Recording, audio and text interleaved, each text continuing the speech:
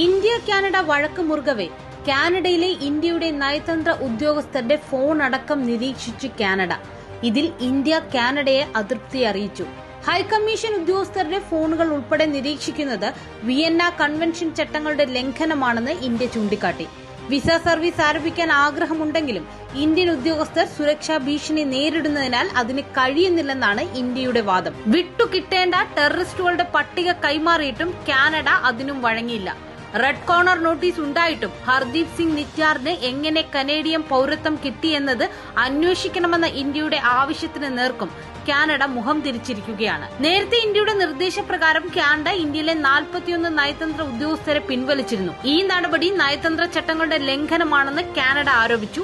യുഎസും ബ്രിട്ടനും ഇതിൽ കാനഡയെ അനുകൂലിച്ചിരിക്കുന്നത് വിഷയം രൂക്ഷമാക്കിയേക്കും. കൂടുതൽ കനേഡിയൻ വിശേഷങ്ങൾ അറിയാൻ ഞങ്ങളുടെ പേജ് ഫോളോ ചെയ്യുക, ലൈക്ക് ചെയ്യുക. റീൽസ് ഇഷ്ടം